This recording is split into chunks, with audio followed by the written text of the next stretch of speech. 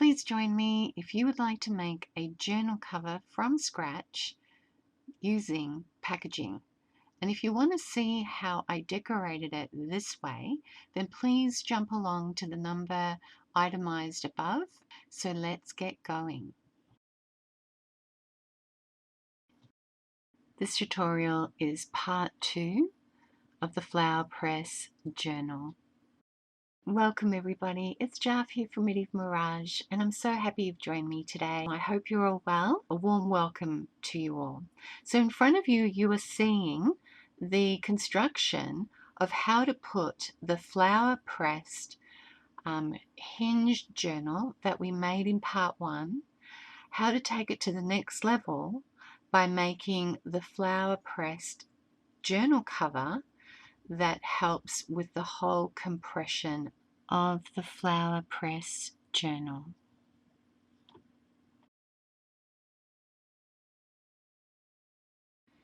So rather than put you through almost 2 hours of footage, I have made this a part 2, and all you'll be seeing today is how to create the base of the flower press journal cover, and that's for part 2, which we're going to look at today. And what we're doing, we're turning packaging or anything that you use to send a gift or a book through the mail. We're using a flat pack mailing packaging that you can turn into a journal cover. And we're not going to make it very lightweight either, though that's an option. We are going to be making it as solid as a rock, like a keepsake. And I'm going to show you how I do this particular style of journals. It's very quick. For those of you that are beginners, you're already starting off with the whole structure of what a journal or a book cover is, a journal cover. So that's what we'll be doing for part 2, which is this particular tutorial. Part 3 will be the full-on construction of the flower press journal cover, which takes your flower pressed hinged journal that we made in part 1 to the next level. And part 4, the tutorial will be on how to make the journal topper. You'll be getting it in parcel-like segments. So as you've been watching, I've been trimming the packaging that I've got to the dimensions that I'm after. So right now I'm just showing you the estimates of the size of this journal. Either take a screenshot or jot down the measurements. Here I am reaching for my tie back just to strengthen the spine and especially the fold lines. You can use fabric instead of tie back, or whatever fabric you've got on hand, just to keep everything nice and strong at the spine. So here I'm just showing you that I've got my acetone base glue, my craft glue by Boyles, in the Sugar Bell application bottle. And I like this bottle because I can get a really nice fine tip effect around the edges. And then I just go in with the larger one when I want to just spread it in the center. So as you can see, I'm laying down my tie back, and I really like to work the glue as firmly as possible. Just get right in there and make sure it spreads right out, that it's got good coverage and that it has a good adherence. This way it secures whatever you're gluing to the surface of something you're making sure it stays solid and won't go anywhere. Now, what we want to do next is strengthen our journal covers, because not all packaging is very firm. Now, this is actually optional. So I've taken 2 pieces of cardboard, and there'll be a total of 4. But these pieces of cardboard, I'm doubling them up. So first of all, I'm cutting them down, and then I glue 2 of them together. But these 2 pieces, when they're glued together, it really strengthens the journal covers. And 2 is optional. You can go for 1, but 2 is the best. And so therefore I just glue them together with my acetone based glue. Just use a glue that you're comfortable with, that you feel isn't going to warp your cardboard too much. You can always flatten them under something heavy if you're concerned. And in this way, you really strengthen your journal covers.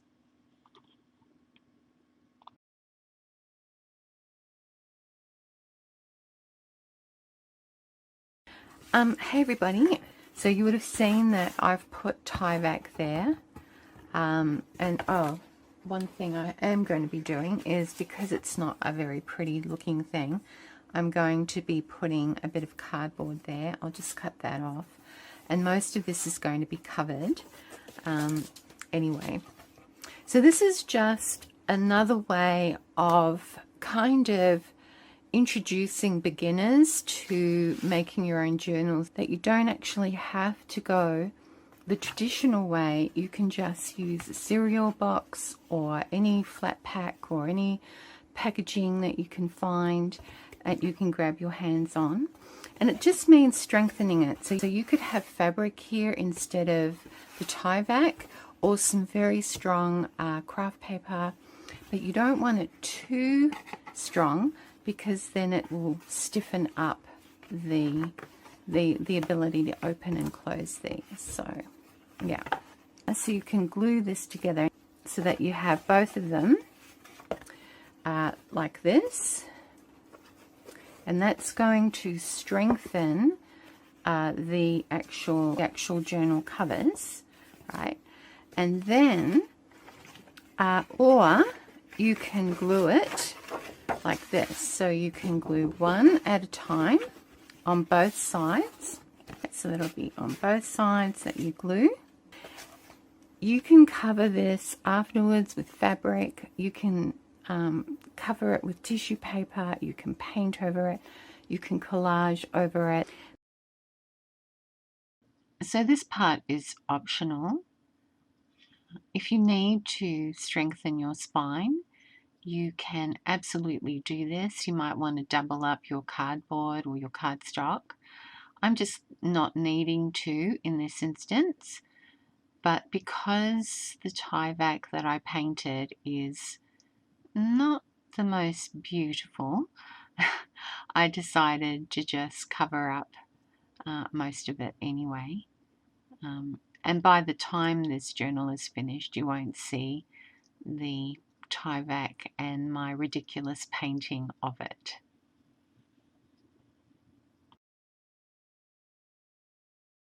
So the reason why I use a squidgy and then I use this I do to make sure I flatten everything out. It spreads the glue edge to edge, and sometimes I get a bit of oozing, but this is what assures me that this is going to not warp and it's not going to buckle. I don't have to go to that extent, but I'm always a bit fussy when I'm gluing. I want to make sure, you know, I get good coverage. Okay, so now what we've done with this, we've reinforced the spine, and especially this part here, because this is where it hinges. So you need something there to make sure that it will last. Now normally, traditionally, we would be using just a spine on its own, and then next to it we would leave a little bit of a gap. We'd put one of the book covers on one side and one on the other, and then we would all wrap it up in paper or fabric. That's normally the way it's done, but because I wanted this to be available for beginners as well, when you don't really have to do much, if you've got packaging as well, or a cereal box like I was saying, then you can get started immediately and enjoy the process. Okay, so that's looking pretty good, and that's nice and firm now, and we will do a bit more to it. I'm going to glue these together. But like I said to you before, you don't have to do it that way. You can just glue one first. So you'd be gluing this side onto there, press it down, and then this side onto there. But I want to just do it differently. It doesn't really matter. It's both the same. But you will need to make sure that your glue is good. If you don't have very good glue and you're not happy with it, I would recommend doing one at a time. So I would definitely recommend just doing one at a time and glue that first and then the other one over the top. You don't have to add two. I'm just doing it because I want it to be nice and firm. And this would be around about 200 GSM. Sorry everybody, I just realized I forgot to mention the paper size that I was using. I was using what we call over here in Australia A3. So this is A4, and two A4s become A3. So that's what I used to make these covers, because these folded and are just too short.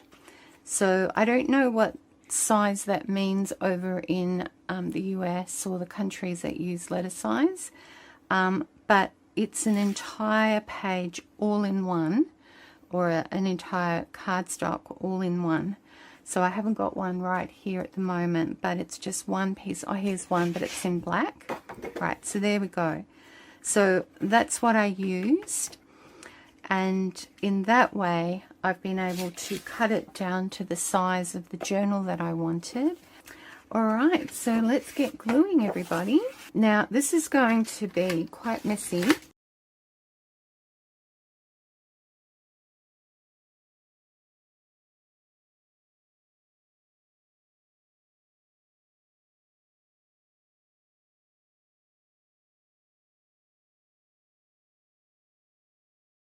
Okay, so what I wanted to say was I have folded the this. So this is important. You have to fold this first, both of these separately. If you can get a bone folder or a butter knife that is nice, something like that, or anything, even one of these wedgie things. So if you do that, then you shouldn't have any problems putting this on together. And in fact, normally we wouldn't be folding, but we can, because we're using 200 GSM. We're using a really good glue, and we've already done some folding. So now I know exactly where it goes. In fact, I've just folded it. So we've already done the folding, so there's no problem there. And now, oh, I was supposed to spread it out, wasn't I? Yeah. Anyway, it looks like it's not going to happen. I shouldn't have been talking. I lost my concentration, sorry. So normally I would be scraping this out this way and that way, but it's too late now. So I'll just go about doing it the normal way, but I might use that. And this, by the way, is a dough cutter I got. They come in, so they come in threes. And what's really great is you can easily peel off the glue afterwards. See? You don't have to go washing them. I prefer them better to a brush.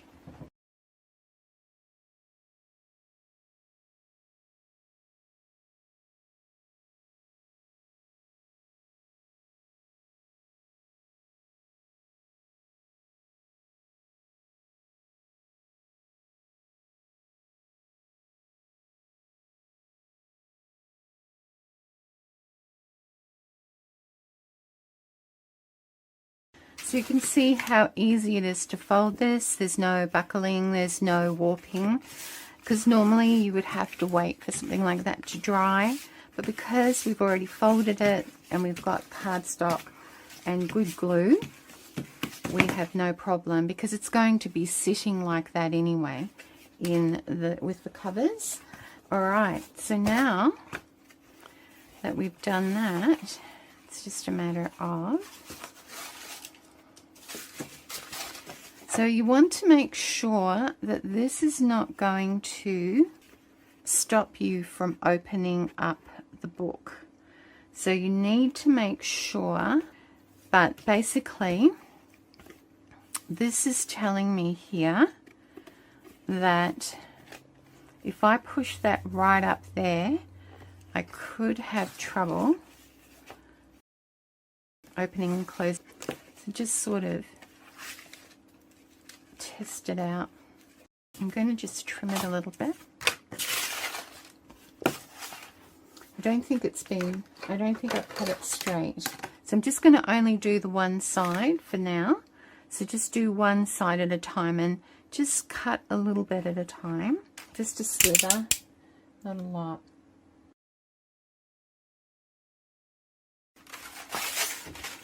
So let's just line it up again.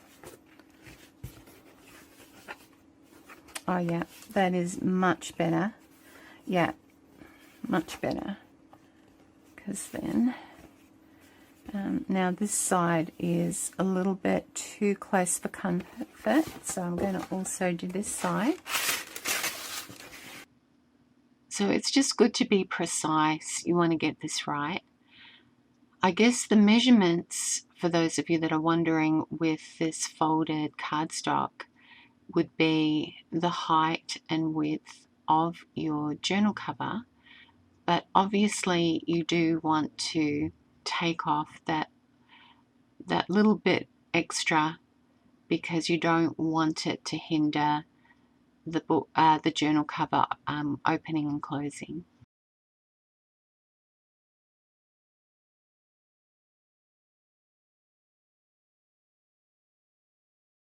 So you can skip this part, by the way. You can absolutely skip this part that I'm going to show you. You can go ahead now, if you've just got this, you can go ahead now and decorate it however you wish. If you want to, whatever you would like to do, it's totally up to you how you go about putting it together.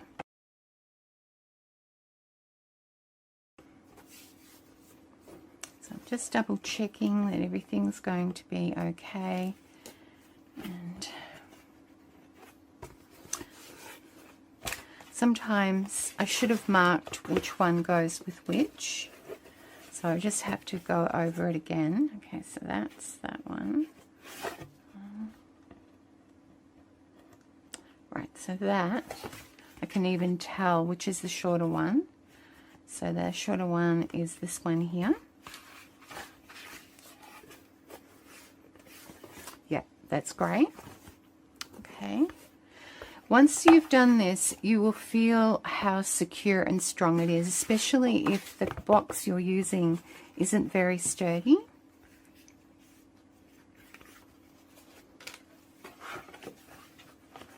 And you can do this with anything, really. It's just my method of giving something more strength and making it feel solid. So you do want to be exact in this section of the putting the cuffs over the journal covers, because you want to be able to have the ability to open and close this without any hindrance or anything getting in the way. So take your time with this. It may mean just trimming off a little bit at a time until you feel it's going to work for you.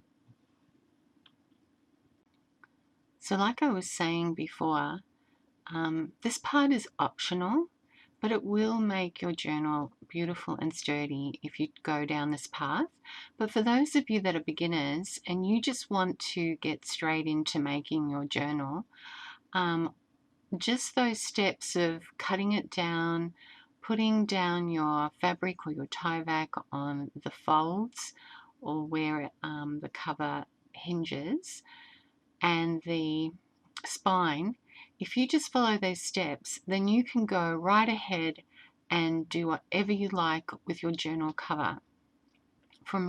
So you can skip this part, what I'm going to be doing now. So you can then paint your journal, you can cover it in fabric, you can cover it in tissue paper and create a textured effect and then paint over it. You can collage. I'm sure you'll come up with some exciting ways of decorating this journal. But if you want it to be long lasting, this is what I always recommend. It's the style that I like to utilize often when I'm using packaging in any way. However, if you do want to see how I created panels to decorate this journal, then please skip along to, I think it starts at about approximately 29:02 in the timeline below. You can skip along to that part, and then you'll see how I create panels for this. Now, the reason why I'm pinching the edges, we really want to make sure everything gets glued really well, because we've added thickness on either side of the journal cover, and we really want to make sure it all sticks together nicely. And so you want to be a bit meticulous when you're creating your journal covers, because everything hangs off the journal covers and the spine. So I probably go a little bit over the top. I can be a bit funny. Funny. Yeah, I am funny too. I can be a bit fussy. So you might not need to be as fussy as me, but I'm just trying to show you just some good habits, really. The reason why I kept testing it out is I found the lighting that I'm in, because I've got lots of bright lights on, is sometimes it's really hard to see, especially if something's the same color on one side.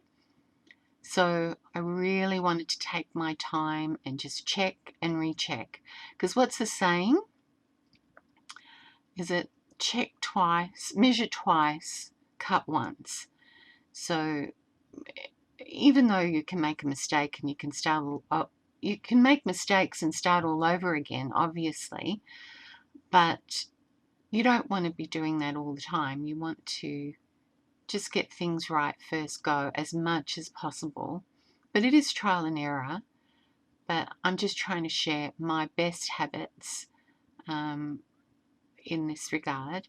Sometimes I forget them myself, because you're just sort of in the throes of creativity. It can throw a lot of things out the window. But yeah, it's amazing when you do put this combination onto the covers. So I call it really a cuff over the journal cover. It's a cuff, really, and it protects it, it strengthens it, and it just feels so solid and great in your hands. It feels timeless, and it will last the distance. Now, the reason why you see me with a lot of kind of wet wipes that are either dry or semi-wet is because this glue, because it's acetone base, depending on the weather, if it's cold, it will refuse to budge, because it's just sort of, yeah, so it's quite a strain sometimes pushing it out. But other times it will just do a bit of a volcano kind of bubbling, and it's very, very stringy. So I have to, coordinate the wet wipes with it. And while it's in use, I don't close it off. I just sort of put the wet wipes over the top. So here we go. here it is, all working beautifully. I'm really happy with it. And all right, okay, so this part is important. This part is important. So remember we put some of the cardstock inside. Well, I also do it on the outside, because then everything will become nice and level. There won't be any indentation from the cuffs that we've created over the covers. We're going to get a nice smooth transition of height, because everything now will be the same size. So this is 2 pieces of cardstock, the same cardstock that I used when we were making the cuffs for the journal covers. And in this way, wow, you are making a very solid journal. And I call it a keepsake because it really feels like, you know how some people have family Bible heirlooms? The Bible has been in their family for years and decades and centuries possibly. And they're big tomes. They're huge and they're massive.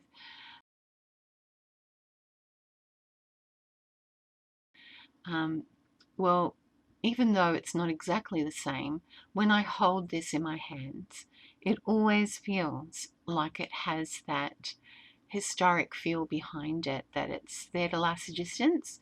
So if you want to make something as a keepsake journal for your family so that they can inherit it and make it part of your legacy and heritage for your family, then this is the way to make a journal from packaging.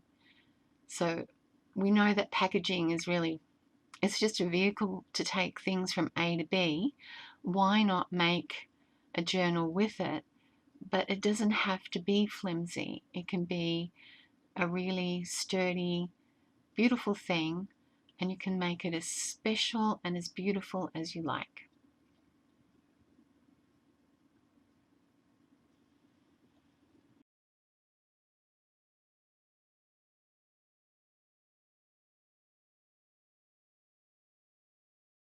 And again, don't worry if things are a little bit askew. I don't always get it right. One of my weaknesses is that I can't cut a straight line. If you can get yourself a really good glue, then this will not warp your journal. But doing your best to smooth things out, to burnish things down, and if you want to, you can lay this open and put some heavy books on the top just to make sure it doesn't buckle, warp, and just stay nice and flat. Okay everybody, there we have it. And as I said before, you can see that I have not lined things up very well. I mean, the entire journal is lined up, but what I mean is when I was making the covers, and even try and glue them on, so that was a bit too short that I cut that. But it doesn't matter, because now you've got a very solid, I mean, that's just so solid, and it feels fantastic. It really feels like you've got a keepsake journal here, and you can cover it up however you wish. So if you would like to see how I actually decorate the covers, please join me for that step. That's coming up right now. I call this a vintage brown, and it's kind of like a brown black but not black, and it's not a really ugly brown. I just view it as an antique vintage brown. It's weird, but that's how I view it. And my secret recipe is you mix the black with the burnt umber. So any acrylic paint, don't worry about the name brands, whatever you've got. If you've got burnt umber or black night or black, don't worry about the night. It's just black, they just want to sound fancy. Then you have got the perfect recipe for what I'll show you. And here's some smaller ones. So we've got black, it's a bit hard to see, and burnt umber. Is that right? So burnt umber is the one, and you'll see me put that together. So that's what this has been painted with. I have gone around that not just with gold metallic acrylic paint. I've gone over this with a gold rush. This is by Deco Art. So it's like a wax finish. And yeah, so that I do love a hint of gold. I do love the gold. I prefer it more to silver, though silver has its place. Okay, so it's just cardstock that I've doubled up, and I just basically wearing my, because these are large, I can use them over and over and over again. I put my paint on something like this and I smush it around, and I smush all the paint around like so to get all sorts of effects, that kind of rustic look. I love it. Okay, I do need to make a cover.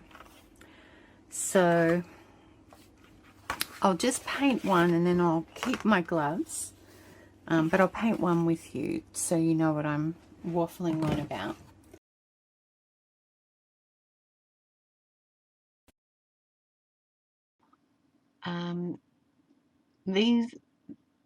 So the cardstock you see in front of me have been doubled up.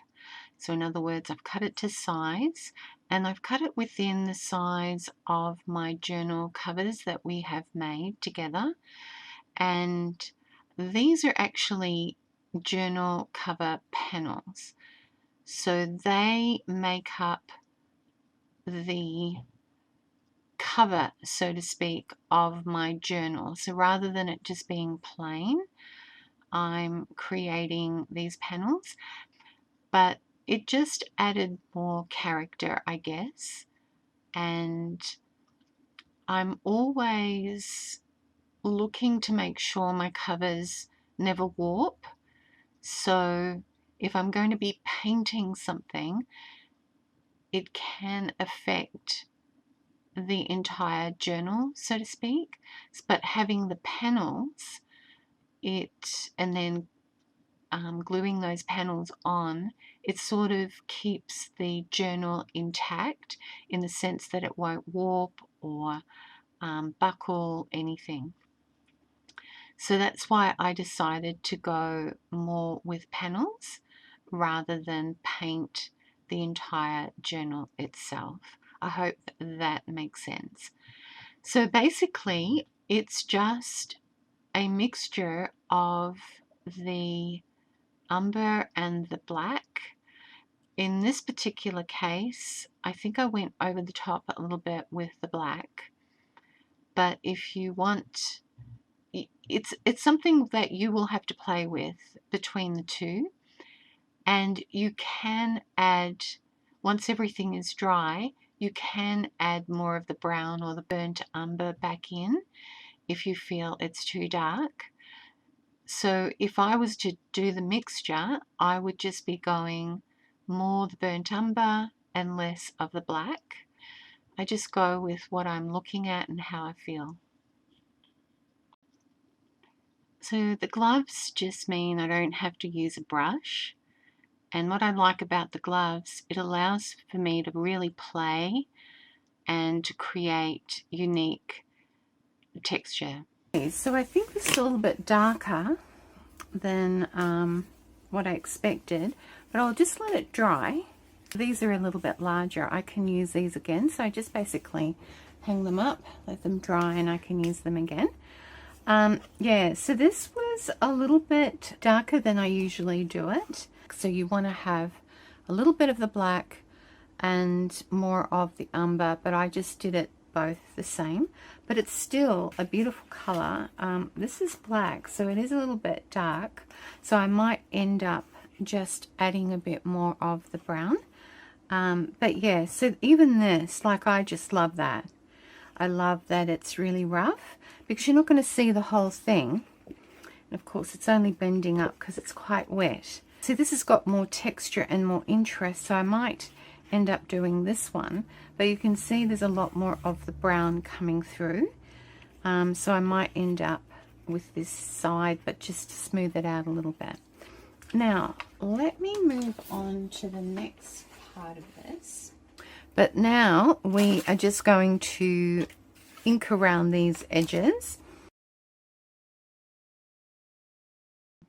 Just like I used my plastic gloves, and I use them over and over again.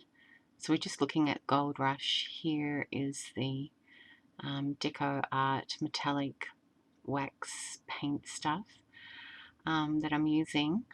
But just like with the plastic gloves, which I can use over and over again because they're large, because I really like using it to really be hands-on with what I'm creating. I love that mixed media feel in your hands. In the same way, I'm using saran wrap or plastic wrap as my applicator. It allows for something more organic happening rather than a brush or my finger. I just don't want to have a gold finger. But that's how I work. So this part is optional. Because this is going to be like a cover for the cover of my journal cover. It's important that it's not going to warp, and I want it to stay there securely for as long as possible. This is really sticky tape, and it's an excellent tape because not all of these types of tapes are created equal. So this one I have to actually use scissors to cut it because it's impossible to tear these. So I will be adding glue to this as well, but this is to make sure there's no warping of the covers. So they're really a cover panel for the journal cover. That's what they are, a cover panel for the journal cover. You need to make sure that you burnish them down very, very well before you take the tape off. And I'm also going to be using my glue. The reason why I blurred out the journal topper with the rose was I didn't want to distract you, and this was really in keeping with part 2 of this tutorial. So this is acetone glue, which doesn't warp because it doesn't have any water in it. It's acetone based, and I want my covers to be smooth and flat looking. So we've just finished the tutorial, and I'm just showcasing what it's going to look like when we finally get to part 3 and part 4 of this series. And in part 4 we'll be doing the journal cover or journal topper, and in part 3 we're going to be looking at this. This is what we're going to be focusing on for part 3. So I thought I would give you an idea of what's coming next, and I really do hope that you will join me, everybody. Please do share this link with others so that they can join in this journal making adventure. And I just want to let you all know how much I appreciate you. For those that are my long time subbies, you guys are amazing. Thank you for cheering me on. And for those that are new, it's so lovely to have you join us. So thank you. And yes, please like and subscribe and put those notification bells on so that you do not miss the upcoming tutorials that I'll be sharing with you. I apologize for sometimes there being delays. It does take a long time to edit these videos, and yeah. But anyway, I hope you will join me for part 3, which will be coming soon. But I hope this part of this journal, part 2, was helpful. Please let me know in the comments below if you'll give this a go. And I just want to say thanks again for watching and for your great support. It really means a lot. And I wish you all the very best and have a great creative day. Please take care, and I'll see you soon. Bye, everybody. Thank you. Bye.